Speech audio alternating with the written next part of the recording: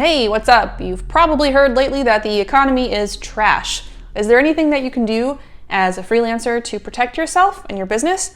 I say yes. Depending on the source, some people are saying that we entered into a recession as of the summer of 2022.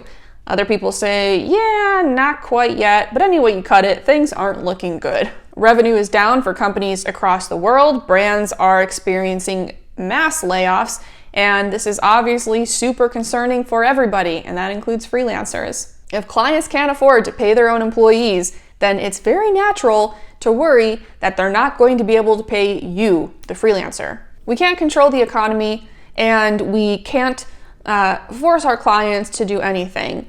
But I will argue that there are things that freelancers can do when, on a macroeconomic level, things are really struggling. So let's talk about it.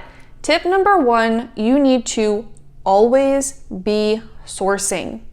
Always be sourcing. I'm going to get that tattooed across my forehead.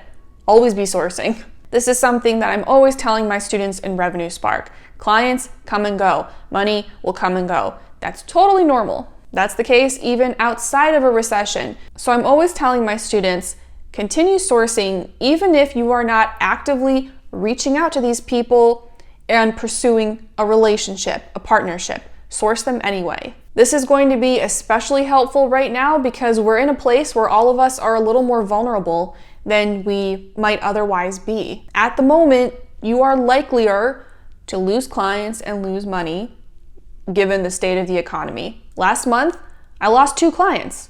One paused their services and the other I walked away from, okay?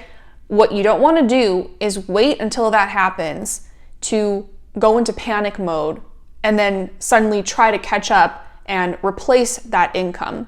If you're always sourcing leads, then you're always going to have this pipeline of potential clients that you can reach out to. And this gives you a little bit of a safety net. If you need help sourcing leads, I have a bunch of videos on this, so I'm going to drop all of those links in the description below. Tip number 2, reconsider your niche. Niche. I've stopped caring about how I pronounce it. I've talked before about how important it is to pick a niche, so I will leave the link to that video in the description below. When I say reconsider your niche, here's what I mean.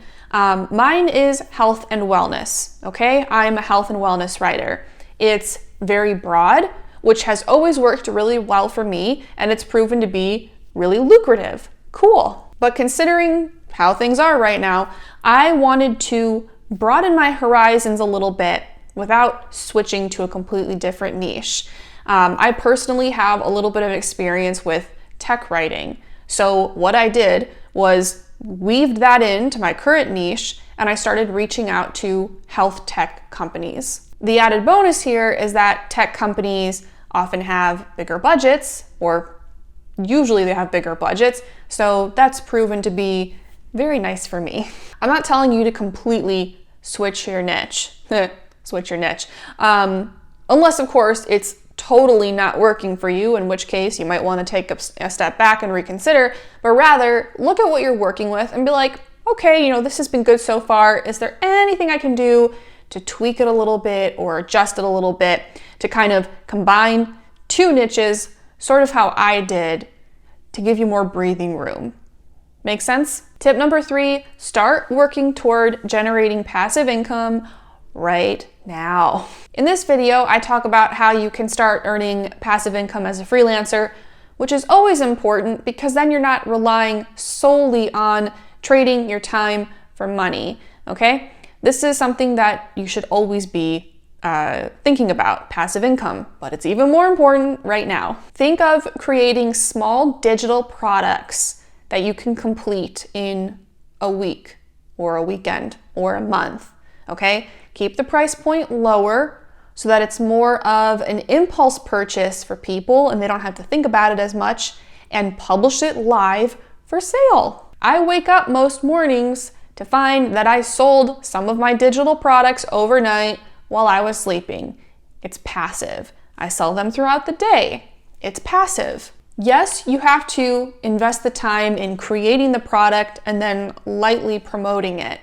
But aside from that, this is stuff that's kind of meant to sell on the back end without much of your own involvement, which is totally different from trading your time for money. One is scalable, one is not. You only have 24 hours in a day, but you can sell infinite digital products.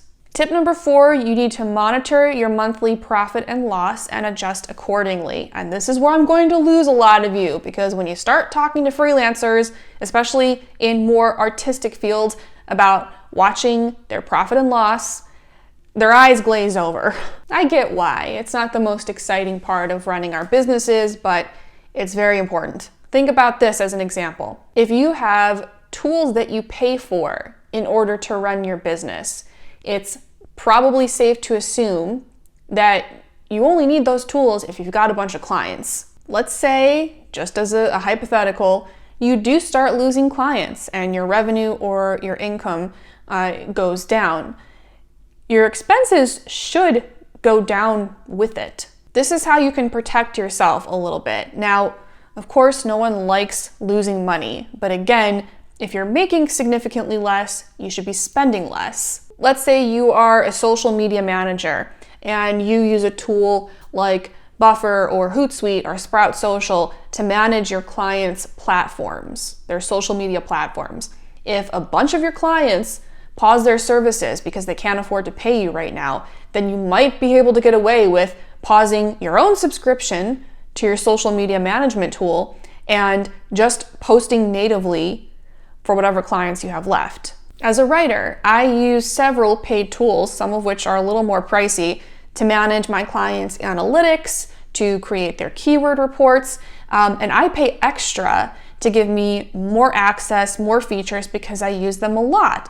Well, let's say, which this happened during the beginning of the pandemic, let's say a bunch of my clients paused their services. I would probably downgrade my subscription to something cheaper. It probably won't be an exact science. Like if your income drops 50%, that doesn't mean that your expenses are also going to drop 50%. Okay, it might not, you might not be able to do it like apples to apples, but the point is, look for areas that you can save money if your clientele drops significantly. When you are more proactive with these things, instead of waiting for poop to hit the fan, you protect yourself a little bit.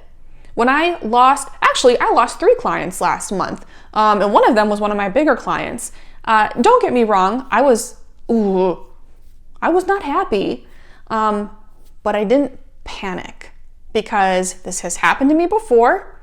And in the past, I made the mistake of not being proactive about it, but I know how to prepare this time.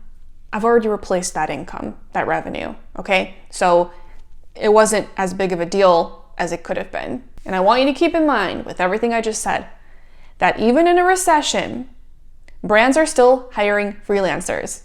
In fact, they might be even more reliant on freelancers right now. Why? Because freelancers are cheaper than hiring in-house employees. Having employees is really expensive, okay? People still need you, I promise. If you need help landing clients, then I want to help you. In my program, Revenue Spark, you will get my full process from start to finish. You get additional support in our private Facebook group, and then you get coaching with me. If you think you might be interested in enrolling and joining our community, I will drop the link below where you can book a call to talk more with me. Thanks for hanging out with me today. If you found this video helpful, I'd be very grateful if you could give it a thumbs up. And if you have any questions at all, just drop them in a comment, and I'll see you next time.